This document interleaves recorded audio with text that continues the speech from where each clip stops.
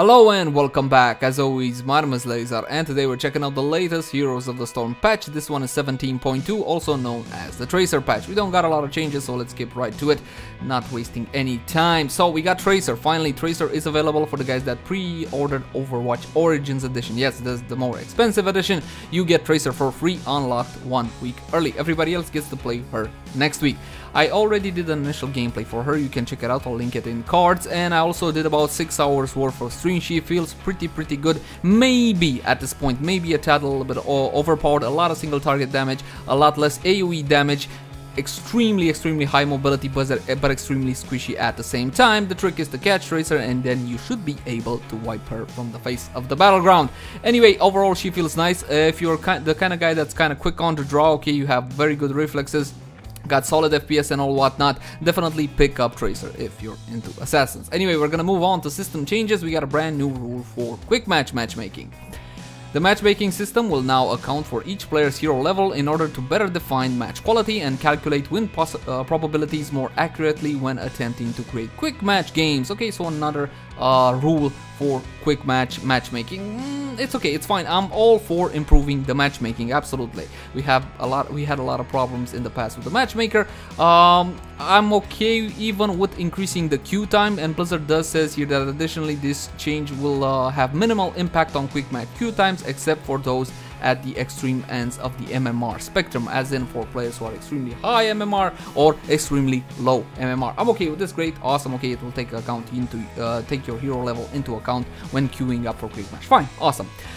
User interface, we got some quality of life improvements to the interface for the draft lobby. We're going to talk, however, about the in-game UI, a option which we requested multiple times. You could mute a player, okay, but you could not mute his pings, which was kind of annoying. You guys know exactly what I mean. We now have that option. So a mute player pings button has been added to the in-game score screen or tab to the left of the mute player chat button. Okay, so this was needed, it was added again.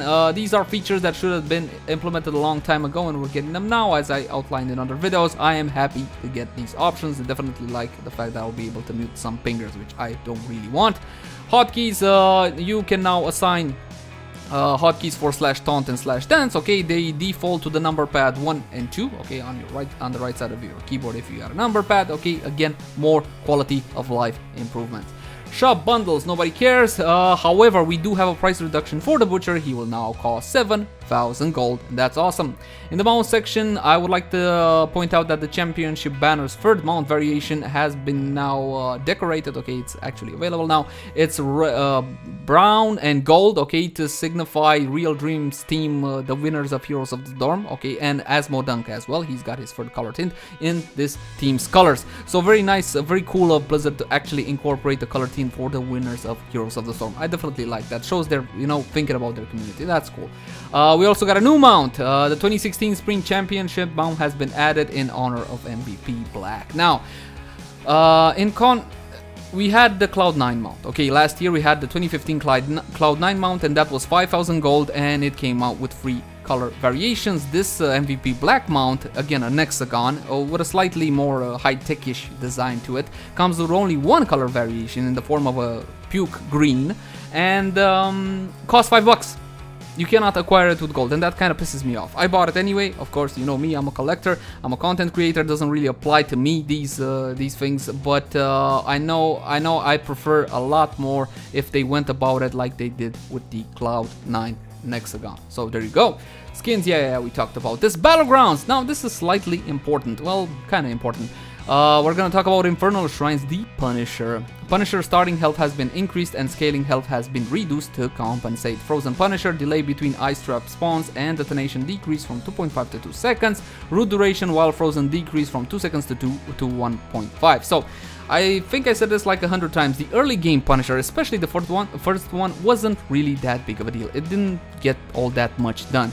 The initial Punisher of the game would get towers and gate at best, okay? Now I have played on Infernal Shrines since these changes have been implemented. It's not all that bad, okay? The initial Punisher still doesn't matter for all that much. If before it was Towers and Gate, now it's Towers and Gate and maybe Fountain, okay? Maybe, again, depending obviously on the team composition. What do you choose to do? Do you go to another lane and farm XP? Do you push with the Punisher and so on? It's still not the biggest deal in the world, but it does matter more than before, okay? It's gonna have a little bit stronger health, it will last longer, so it will be able to push more.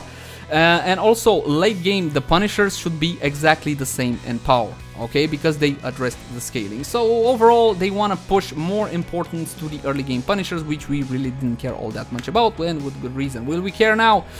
Well, honestly, a bit more, but still not that much, at least if you ask me not. Towers of Doom. Events in which 3 altars spawn at once will now only occur twice per game during the 1st and 5th altar events. I want to read the diff comments on this one. We wanted to remove the triple altar spawn when they are more likely to be game-ending events. We still feel that a triple altar events offer interesting gameplay moments and ask teams to fight over 3 locations at the same time, but we don't feel like it's a good experience when a team's core health is low and they don't think they can contest the altars to prevent a loss. Yes, you would get those moments of, oh my god, free spawn now, we can't defend this, it's done as GG, and people would give up, and rightly so, there was nothing you could do about it. This, however, wasn't the biggest problem on Towers of Doom. The biggest problem with Towers of Doom is the dance of the Towers of Doom. Once one team actually gets a little bit ahead and manages to destroy 1/4, the dance begins, okay? The enemy team will try to contest and try to get their tower back. You will roll to another lane, you will rotate to another lane and destroy that while they get the other one, and then keep on rotating like this. It's very hard to break from underneath this siege, and this is the problem in design with Towers of Doom. This thing with the people giving up, well, yeah, this was an issue as well, but I would like to see somehow the dance addressed for Towers of Doom. Right, we got hero changes. Greymane. Let's see. Gilnean Cocktail QD. Incendiary Elixir talent has been redesigned as a quest talent that reads as follows. Every time you damage an enemy hero with the splash damage from Gilnean Cocktail, increases the impact damage by 2 and the splash damage by 6, stacks up 20 times. Once you hit 20 heroes, also reduces Gilnean Cocktail cooldown by 2 seconds. So you're gonna get, what is it, 20 times times 2, that's gonna get 40 initial impact damage, right? And 120 extra splash damage, actually the count. Now, Incendiary Elixir was a talent at level 7 if I'm not mistaken. This was the one that would cause your cocktail to blow up even if it didn't hit a target. Okay, this was a pretty strong talent at level 7 and most players this was like the way to go for Greymane. The other 2 options is increased range while in human form, okay, for your basic attacks I believe 20%, and there's also a snowball talent called Whizzed Duelist or something like that, that gives you 3% extra basic attack damage in Worgen form and in human form, I think for both forms, I may be wrong on that one, stacking up 10 times to 30%, but you lose everything on death, so it's a snowball talent. I like Blizzard's new quest talents, okay? These that actually give some sort of reward at the end, like this one, okay? At the end, you'll get a 2-second cooldown reduction for your Q. However, I am a little bit biased on this subject simply because I do not like to play Greymane into Cocktail. I like to play Greymane into Wolf a whole lot more. Will this mean we will look towards other talent opportunities? We might. Okay, it's gonna take a little while to actually build this one up. It says 20. Okay, at least you don't lose anything on death. So by late game you should have everything up to full. But keep in mind that your cocktail will no longer explode if you don't hit anybody. Okay, so you will be forced to hit something with your cocktail in order to get the splash effect, the cone behind the initial explosion of your Q ability. So there you go. Okay, changes to Greymane there. I would love to see them address the other options at level 7. You know, I hate it when they nerf one talent, like this is the best option, clearly let's nerf this one and let's forget about the other ones. How about we look at the other talents which are not being picked? Why are they not being picked? I would love to see more an attitude like that. Changes to Artanis. Health has been reduced by approximately 4-5%, and health regen has also been reduced by approximately 4-5%. You would think this is crazy because they recently buffed the health, but you'll see why in a second. Twin Blaze W. Artanis' next basic attack now also causes him to charge forward a short distance equal to approximately half the distance provided by the previous iteration of the Zealot Charge or Zealot Charge talent. Zealot Charge talent now has been redesigned a little bit, now increases the charge distance by 100%.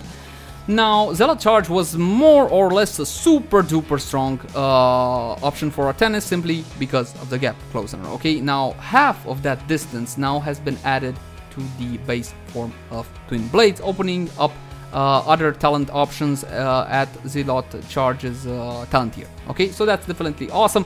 Artanis's win rate is still suffering. I still think it's around 47%, something like that. He still saw very little to no competitive play, and he still was a niche pick. Most people would pick him up against AA heavy team compositions. We even did that in Team League and we're fine for us. But yeah, Artanis is still not...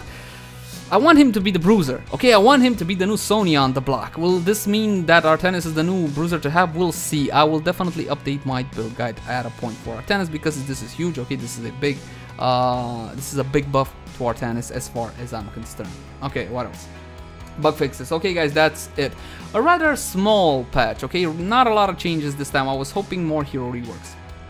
Anyway, you guys let me know in the comment section down below how do you feel about the changes. Again, check out Tracer, check out my Tracer coverage. She's definitely kind of strong now. Okay, I will not fully commit to say she's overpowered. Check my build guide for that. And again, I would love to read your comments on the current patch. Thank you for watching, guys. Always, my name has been Leyzar, and I'll see you again soon. And that was my phone.